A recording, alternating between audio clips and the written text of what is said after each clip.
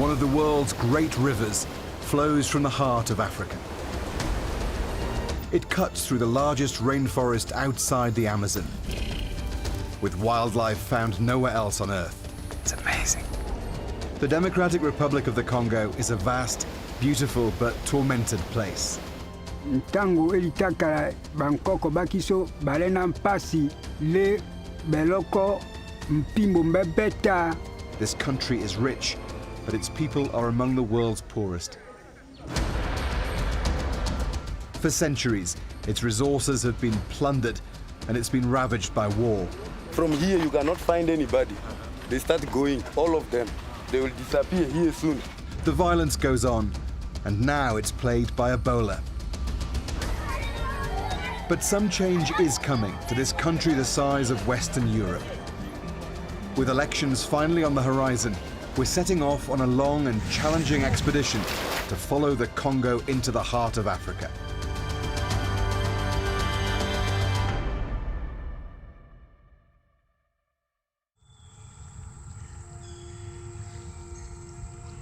From the Atlantic Ocean to the heart of the continent, the Congo has always been a place of fear and mystery. The mouth of the river is lined with ancient mangrove swamps. It's an eerie and mysterious start to an epic adventure.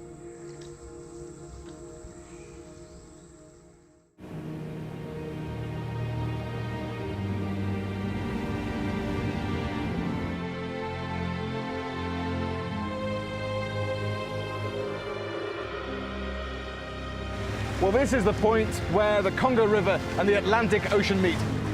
Next step is Brazil.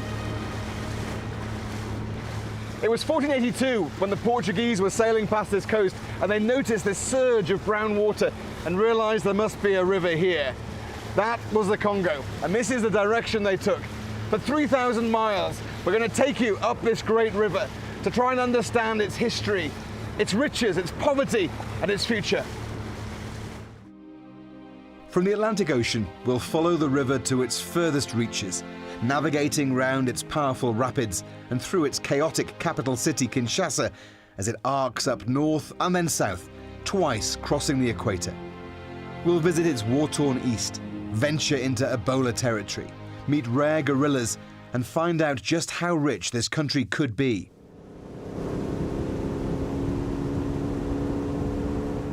As they sailed up this first stretch of river, the Portuguese must have dreamed of the great riches that lay ahead.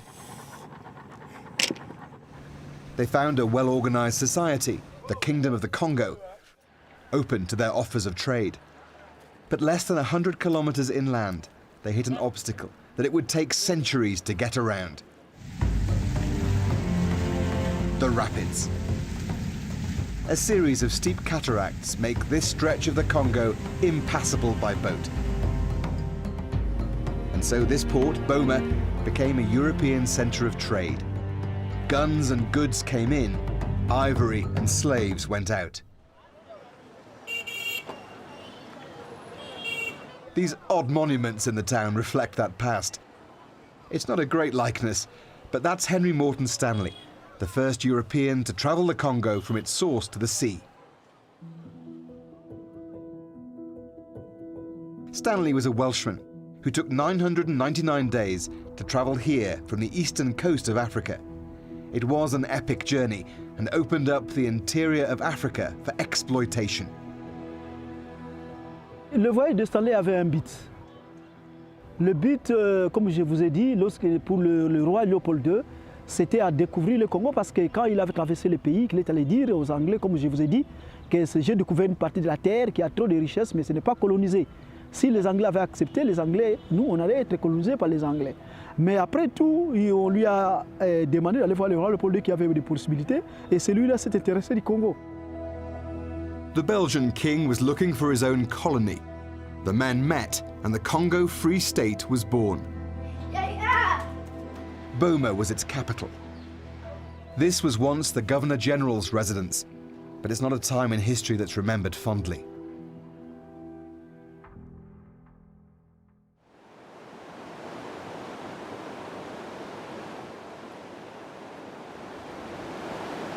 The powerful rapids that had been the obstacle for so long remain impassable today.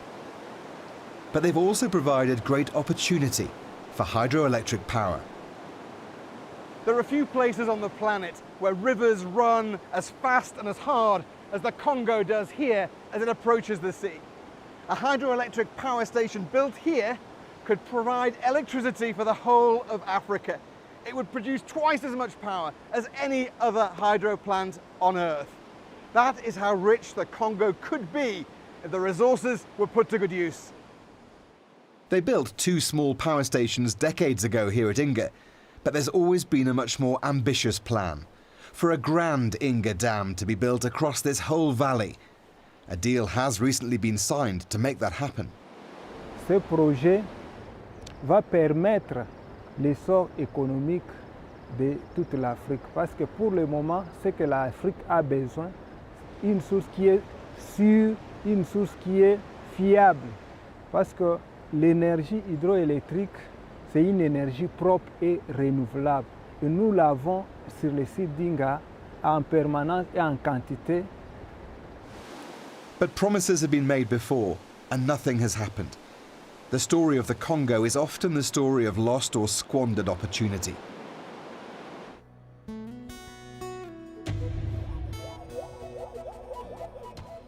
To get around the rapids means we need another form of transport.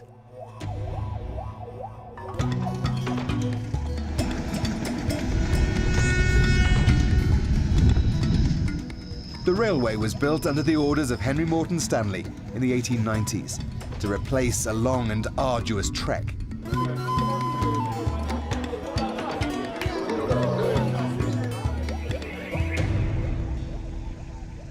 Around that time, Joseph Conrad walked the route to become a steamboat captain upriver. His diary became The Heart of Darkness, a novel whose title created a stereotype that still haunts the DRC today.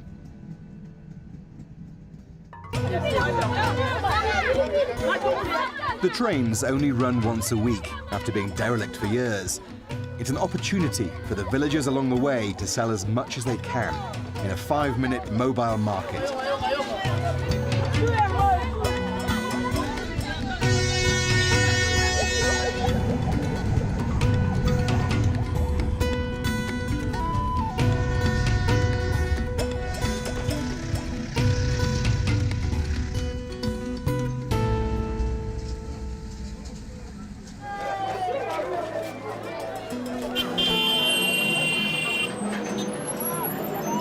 Kinshasa, the Democratic Republic of the Congo's crazy, chaotic capital. Joseph Kabila has been president since 2001, but 2 years after delayed elections, he's standing down. Kinshasa is one of Africa's biggest and fastest growing cities. It's big and brash and bossy.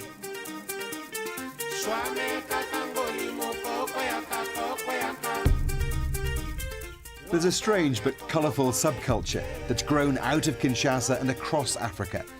The sapeurs, who put their confidence on display. Comme on a eu Micho la princesse, naza sapeur nazala ana Congo, un défilé à léopard de la SAP. Princess is getting ready for a night out. The French acronym SAP, SAPE, stands for the Society of Ambience Makers and Elegant People, and she certainly fits the bill. Vous comprenez? Naza mamu tema be mambo ilamba pone ilamba donc na ko tambula nanga na vai nanga bonaza na bino normal. Mais so na sina lati déjà Japon mo na sanjaka déjà tidia o senti pena ke donc tam so na lati mapangu na nzoto nanga. But muso ba osumba mituka, muso ba osumba mapangu minga na ozo mbonga osumba lupangu na osumba on ilamba. Na on pesa ngo idéologie fona za nango fier. Comprendre?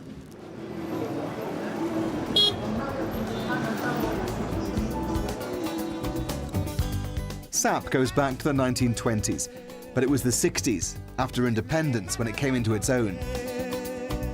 When the musician Papa Wemba championed an extravagant dress code in direct opposition to the country's leader. President Mobutu decreed Western attire a symbol of colonialism, and it was forbidden. Today, thousands of Congolese sapeurs like Princess celebrate the art of dressing well.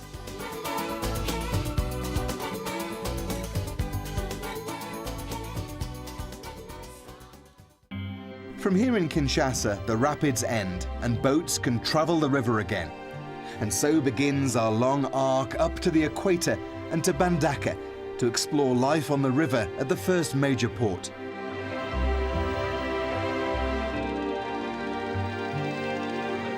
In a vast country with so few roads, this is the Congo Superhighway.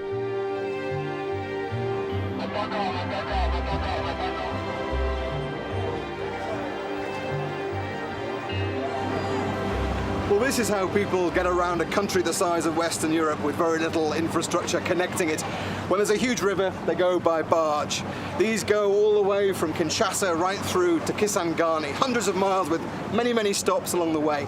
And they're like small villages. People eat here, sleep here, they brave the elements and the mosquitoes here as well. And there used to be many, many more of these decades ago. The journey this far has already taken 2 weeks, and there's at least another week to go. They've been delayed here days by a dispute over unpaid duty on some of the cargo. Bureaucracy and the corruption that comes with it is a blight across the DRC. As long as you've got money, everything's fine.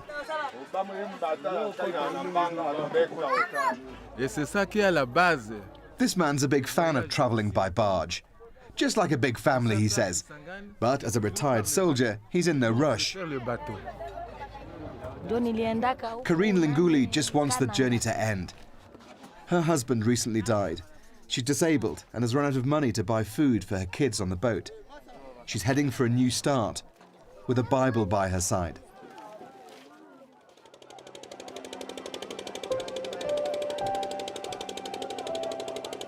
During the Belgian colonial times, this river really was a highway. Among the traffic were luxury steamboats. The remains now lie rusting along the banks. The workshop's quiet. In many ways, the Congo has gone back in time.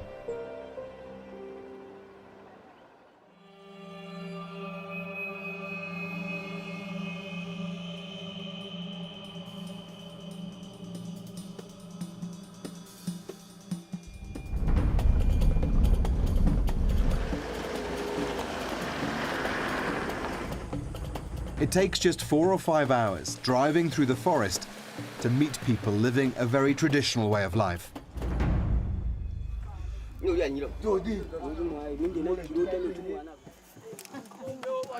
This is Boyanga village.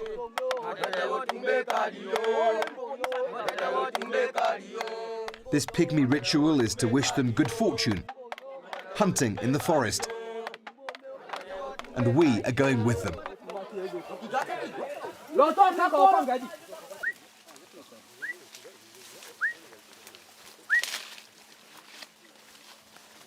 They're looking for wildlife and useful plants along the way. They block animal holes and use smoke to force them out.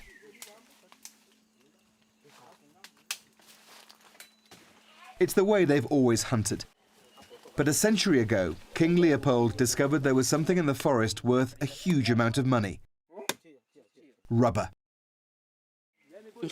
This white sap from the wild rubber vines could be collected and made into tires for bicycles and then cars. But before rubber plantations industrialized the process, this was the only source, deep in the forest. And so the pygmies were made to collect it. Ntango elitakala bankoko bakiso balena mpasi le beloko mpimbo mbebeta nkakanga donc mbloka nkomo epenyanya bon tofo le zéro tofo sale mpe rien to yala nko mpimpita bekpa bi tofo ate bekpa yan ko bimpita déjà il y a le penyanya ko moi jamais. Le couteau caille, donc au coup si tu allais prison, mais quand même du au volé, donc aucun n'a pas au coup seconde au coup soit même l'anjo. The feared whip was called a chikot and made from dried hippo hide. But an even more brutal punishment was common. Some of those who didn't collect enough rubber had their hands cut off. Up to 10 million people died under the regime of King Leopold II. And early photographs of atrocities led to the world's first international human rights campaign. It hastened the end of King Leopold's rule, but his personal colony, which had made him rich, was handed over to Belgium in 1908, only for exploitation and brutality to continue. It was the Belgian Congo until 1960, even though there was little free about it for the Congolese. With independence came retribution and a great white flight from the country. Many Belgians left.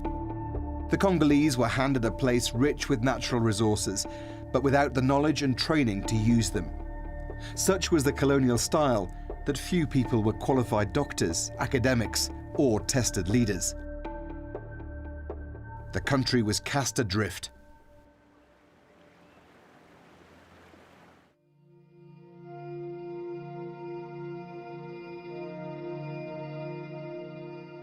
The rainforest is perhaps the Congo's most precious asset. The largest outside the Amazon and a valuable sink for the carbon dioxide that's warming our planet.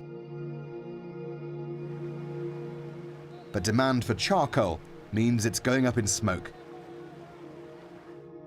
A solution to that is being explored in a nature reserve on a remote bank of the Congo River. Yangambi was the world's largest tropical forest research station. Hundreds of expats and their families lived and studied here until they left in the Congo crisis.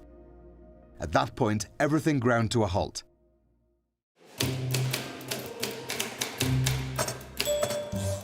Yangambi is home to a remarkable collection of plants going back nearly a century. The Congolese workers stayed on without pay and protected the precious archives. Today, they're being restored. On coupe une portion de l'arbre au niveau de la forêt et on l'amène d'abord au niveau du chauffage. Et donc, ça quitte le chauffage, on monte donc sur une farde comme ça. There are more than 150,000 samples in the herbarium, which is being restored and rejuvenated, as it still has scientific value today for climate change research.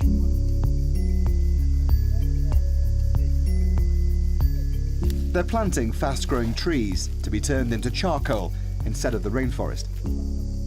And there's a bigger plan to generate electricity from biomass, burning an old, unproductive rubber plantation and then using these new trees to create a sustainable source of fuel. It's the usual balance between conservation and economic growth, and it's a battle being fought along the length of the Congo.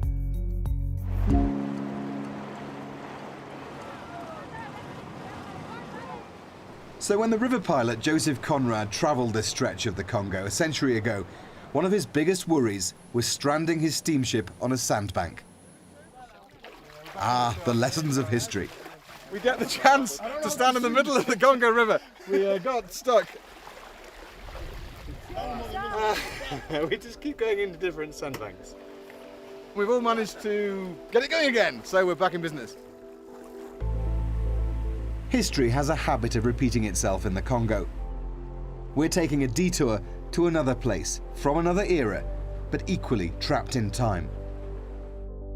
From the port at Bandaka, we're following a tributary up to the very northern edge of the DRC, to Badalite, a small town that's played a large part in the country's history.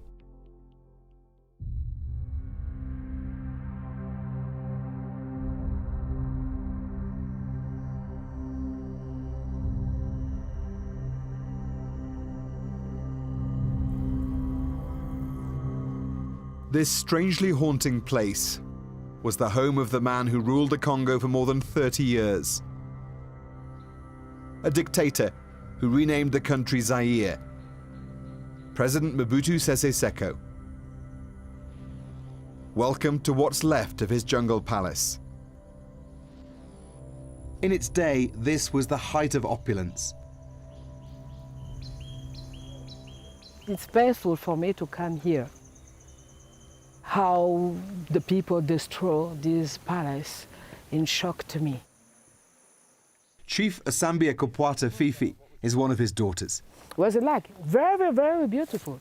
At the entrance, in your left, on the road, there were one Picasso's painting. The main rituals. After independence, Mobutu became the army chief of staff. He arrested Patrice Lumumba, the country's first prime minister, who had turned to the Soviet Union after being shunned by the West. With the Cold War backing of Belgium and the CIA, Mobutu handed Lumumba to the rebels to be killed. His body was cut up and dissolved in acid. He is normally reclusive and camera-shy. It builds his mystique. The scale and pomp of this highly visible ceremony are designed to bolster his fast diminishing authority. It is also an unwitting acknowledgement that he knows he's in trouble. Mobutu transformed himself into a classic African dictator after becoming president in a 1965 coup. Political opponents and rivals were killed or tortured. His regime was totalitarian and corrupt. He got rich while the country got poor. What was he like as a person? A generous person. I tell you the truth, it's not only because it's my family, no. He liked all the children. He liked his family. He's been alleged to have been a terrible president, brutal. Oh, brutal? I don't think so. If you are brutal, you have to start it with your family. He never bites one of China, no, never. But it all came crashing down in 1997. An invasion and a coup forced Mobutu out, and he died in exile. It's when the looting here began, and when time stopped in Badalite.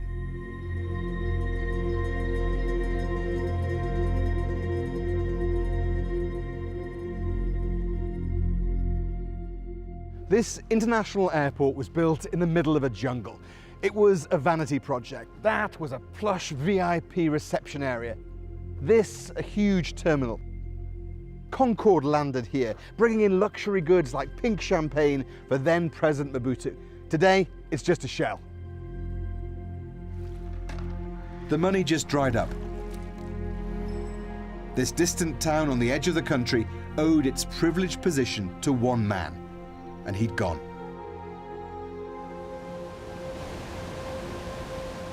A while ago, the town's hydroelectric power station broke down. It takes 3 months for generator fuel to come upriver from Kinshasa, and then another 10 days or so for a tanker to negotiate a flood-damaged dirt road. The lights are off in Badalite. But we have to get back onto the river and head upstream, past Yangambi and on to Kisangani, the end of the line for river traffic, where rapids block the way, but once again provide an opportunity.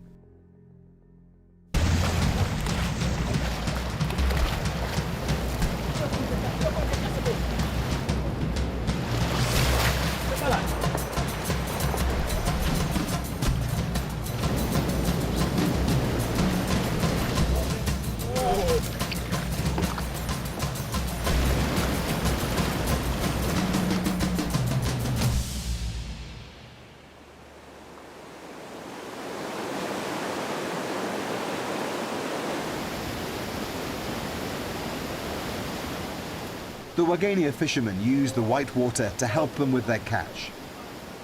From an early age, they learn how to use the deadly currents to check their nets, secure their ropes, and survive the raging rapids.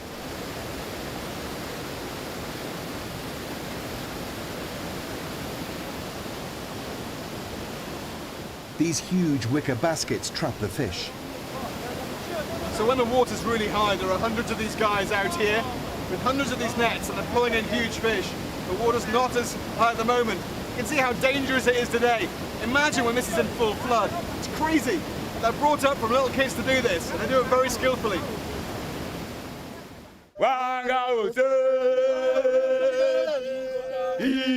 Every young boy has to go through the ritual of learning to swim, of understanding the twists and turns of the current.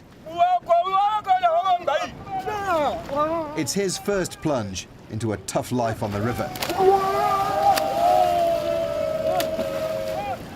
It was touch and go, but eventually he made it to safety.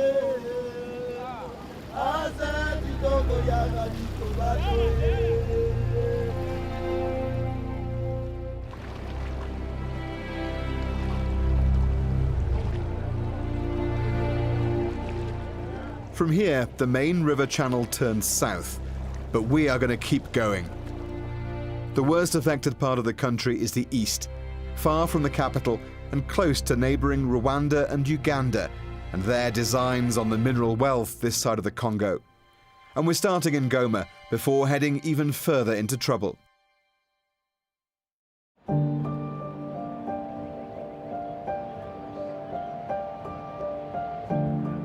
This city is home to a towering active volcano. This region is the epicenter of wars which have raged for the past 2 decades. Millions of people died in the fighting and in the humanitarian crisis that followed. Scores of armed groups are still active in this region today. You have these local conflicts that often displace hundreds of thousands of people, and there's an active Ebola outbreak. Welcome to the Eastern Congo, and this is where things are going to start getting dicey. The violence here started after the genocide in Rwanda in 1994, as Rwandan troops followed the killers over the border. Rebels backed by the neighbours marched on the east and kept going. By May 1997, Mobutu was out, and mob justice was turned on his enforcers. His successor was the rebel leader Laurent Kabila, the warlord turned statesman. Je jure fidélité à la nation. But just a year later, rebel soldiers supported by Rwanda and Uganda launched a rebellion against Kabila. Swift regional diplomacy and the offer of mining rights brought him Zimbabwean, Angolan and Namibian support to drive out the Rwandan-backed forces. It turned one country's crisis into a regional war. Over the years, millions died. Millions more were forced from burned homes. Despite a peace deal, militants splintered and spread. After his father's assassination in 2001, Joseph Kabila took over as president. The violence continues today.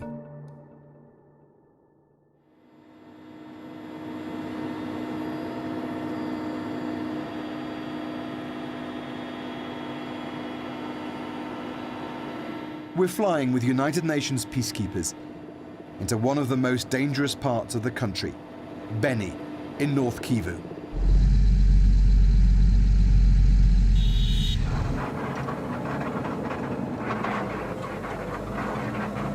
You're on patrol with us, with the United Nations forces here, going out into quite a dangerous area. There's Ebola nearby, and also there is a very strong militant group here that in the last few days has killed probably dozens of civilians. The group is called the ADF. They're a group that have been around 20 years, and they're living in the forests. There's huge impenetrable forests just to the east of this area. They act in there, they do hit and run attacks, they kill civilians, they target UN vehicles like this one, and they target the local Democratic Republic of Congo forces as well. So we're going to a village, and then we're going to get out, walk around, see what happens. They just want to show that they're here.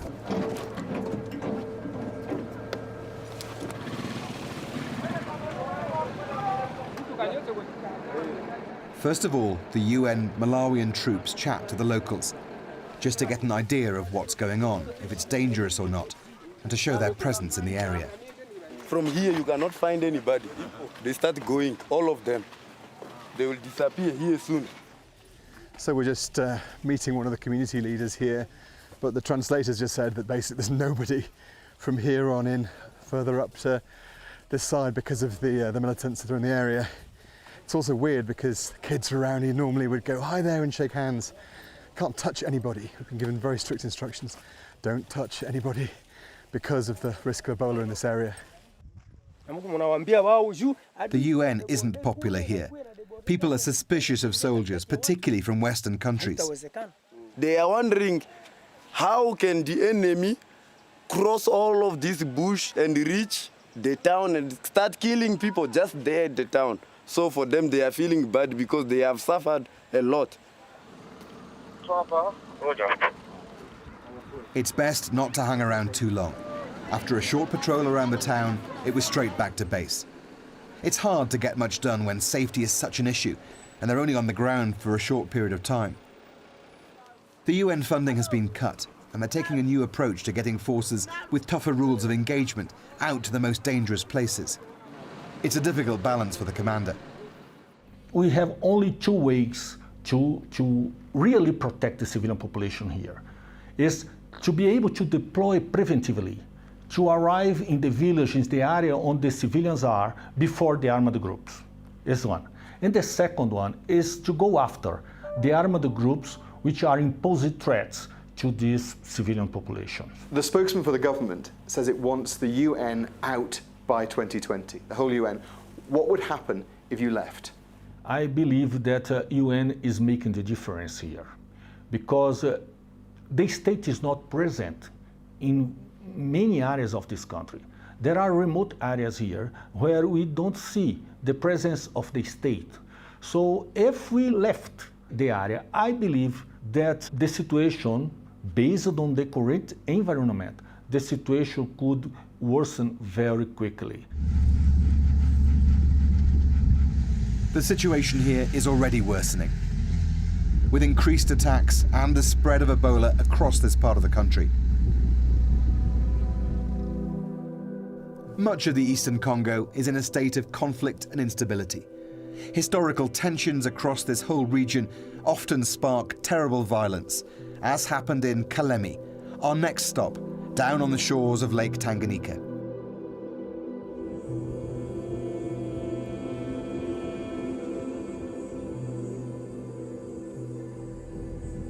When situations worsen in the DRC, this is what happens. People get forced from their homes into camps.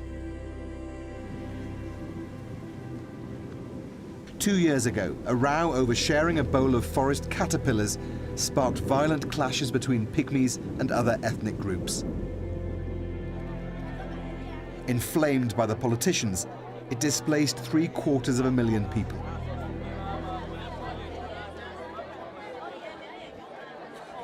Ngande lubetwa yauna. Ngande lubetwa yauna. Mangaza moke. Mangaza moke. They're queuing up to make sure they're on the list for cash payments due to be given by the UN the following week. Aid workers check names to make sure they don't get too little or too much of what they're entitled to. Olombwe sikuzani. There are still many of these camps scattered across the town after the ethnic-based violence erupted into a brutal tit-for-tat of attacks. It's still too dangerous for most to go home, and terrible things were done by both sides. We met Estelle. One morning, the war came to her village without warning. Si tulikimbia vita Bambote. Tulikuwa naikala paka mgini yetu tuko na lima. Joba vita Bambote na kuwe katutokelelea pale. She was abused by them. They killed a woman and 3 men in front of her. Bakana sikule vile baka tutesa bisiki balipenda. Si bana mke bawili tulilalwa. Au takatala. Unaona kitumba kya mwenjako hivi bana kata singo bana tupa. Tuko naangalia si tukachunga kietu kifu. Ule kumulima kwa balipandaka na sie. Ndio kuwa bibi yabo. Nasikia. Aparti nitendwa tule kitendo tumbe na nilumaka ya hajabu. Huku hivi sipendaki hata kukutana na mwanaume. It took Estelle 2 months to walk 200 kilometers to escape the fighting. She now has little to feed her 5 children. Her 4-year-old twins died here.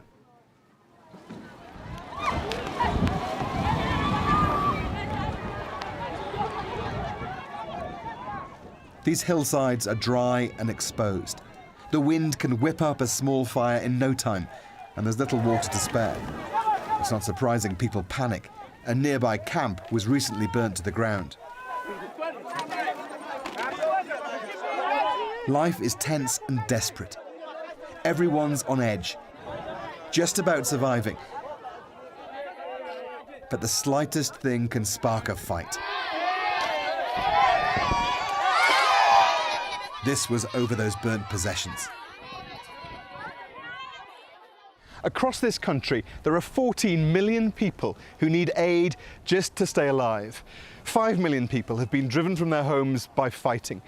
We could have gone to so many places, but we've come here where hundreds of thousands of people have been forced from their villages to live in these kinds of camps or in local communities. They've been attacked and targeted in an ethnic fight, treated brutally and sadistically. There are scores of armed groups across this country. It's usually about strong men wanting more power, but it's also about a government that doesn't have control in these places. That has always been the story of the Congo. It was built that way. Violence and suffering is burnt into its DNA. So much so that it's sometimes hard to see beyond. But in a young, vibrant and beautiful country, there is hope. Travelling towards the furthest reaches of the river, we're going to explore the rich mining regions of Katanga. But first, we're going back into the forest in search of something truly unique in Kahuzi-Biega National Park. It's home to a critically endangered species, the eastern lowland gorillas.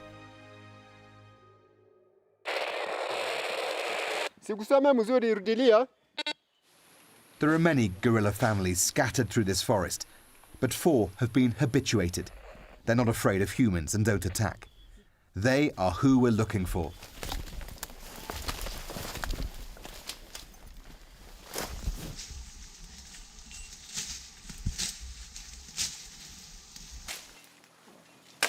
There is bamboo shoot here. It's the time of year when the gorillas feed on bamboo. We're following the mess they leave behind. They've been here. It's 10 minutes here. Really? Yes, 10 minutes? 10 minutes here. They've been here.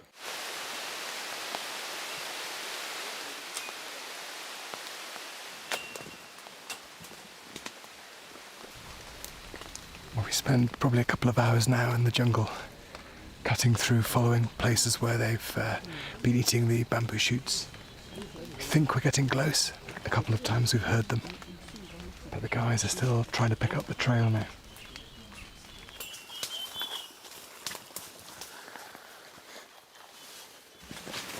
It's through here.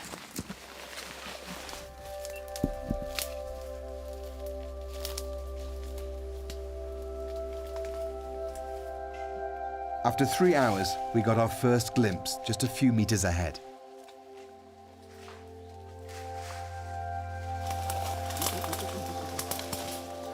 There's another one as well.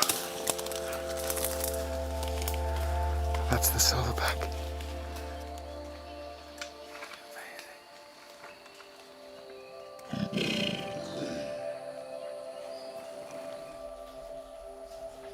The young ones caught us by surprise, coming so close.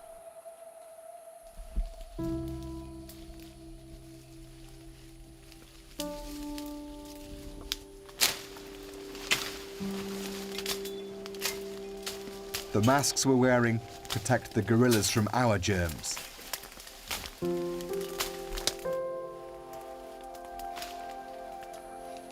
It's amazing. There are probably fewer than 5,000 eastern lowland gorillas left in a fraction of the land they used to inhabit.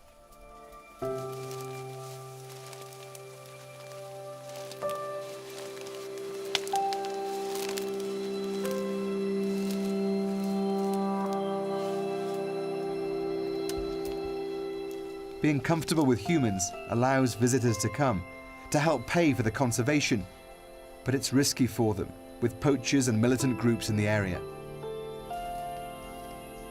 The first danger for gorilla is just the man. But in the jungle, is no dangerous in the jungle because they're feeding leaves, they're feeding fruit, they're feeding bamboo. Not dangerous for our gorilla here in Kahuzi-Biega National Park. And after the war in here in Congo, those gorilla family, the number is increasing for our gorilla, and it's very important. It's a truly magical and unique experience. But again, there's that struggle between preserving nature and using the country's resources for economic growth when people are so poor.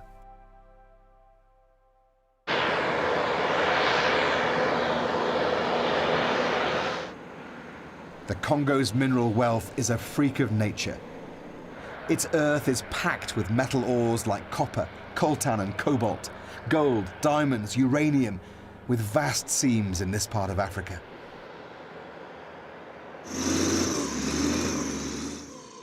The colonizers extracted and exploited. Many bullets fired in the First World War came from Congolese metal, and the uranium for the bombs that ended the Second came from here. Copper was the key commodity, but what was once thrown away as a byproduct of that process has become its most valuable asset, cobalt. Cobalt was worth nothing until it became a key ingredient in electric car batteries. 60% of the world's supply is found in this part of the Congo. Once the ore has been broken up, it's a chemical refining process. Sulfuric acid in these huge vats leaches out different metals. It burns your nose and throat. Electrolysis transforms the liquid into sheets of copper, as the cobalt heads elsewhere to be dried and packed. So this is the final product. This is 35% cobalt. It will be refined further, but this is what they export from here. You can see the green color. This is basically what goes into your electric car battery. Stops it from catching fire. This has doubled in price in the last couple of years. That's how much in demand it is. Wealth like this should transform a country, but the exploitation continues by big businesses and for personal gain. We have a lot of resources, and these resources have been our malediction. But at the same moment, these resources, if we can really manage them very well and stop people to be there just to loot without transforming, at least partially here, we can make it. Is it corruption that's eaten away at the wealth of this country? Yes, corruption is one of challenges among which we have to deal with. And the corruption also is a bad habit we have inherited when we got independence. The bad habits have to be fought, and it is one of our main program. We can't say that we have won, but still we are trying really to finish it, because we can't maintain being a very rich country with a very poor people. This can't be accepted at all. As the country votes in long-delayed elections, the hope for change and an end to corruption are on the ballot. But there's fear the process won't be free or fair. Controversial electronic voting machines are being used, and some opposition leaders have been barred from standing.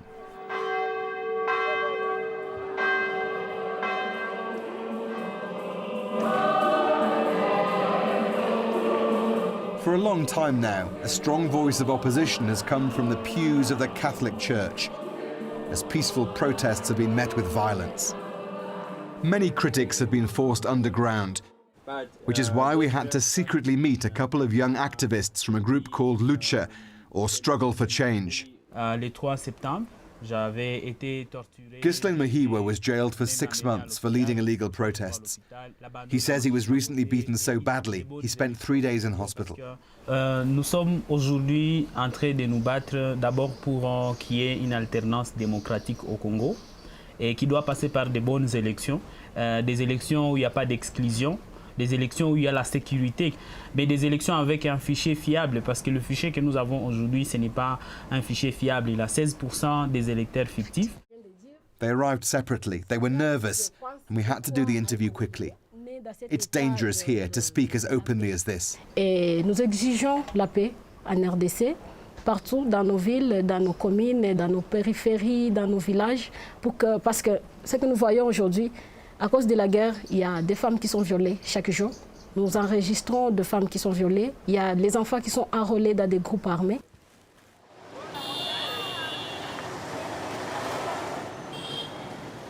With Joseph Kabila not taking part, there is going to be a change in leadership. The majority hope it will be for the better, that the huge potential of the Congo will finally be realized.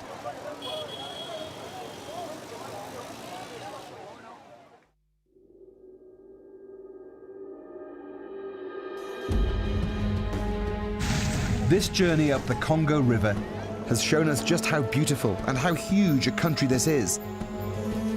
How rich it is in so many ways. History has been cruel to the Democratic Republic of the Congo, exploited by the early European explorers, by Belgium and its cruel king, and then through the last 6 decades of greedy Congolese leadership and war. But its river could power Africa. Its minerals could lift the nation from poverty. Its young people could transform it into the glittering, beating heart of Africa, rather than that of its dark and stereotypical image. If you'd like to take an even more immersive journey up the Congo River in virtual reality, visit bbc.com/virtual reality to find out how.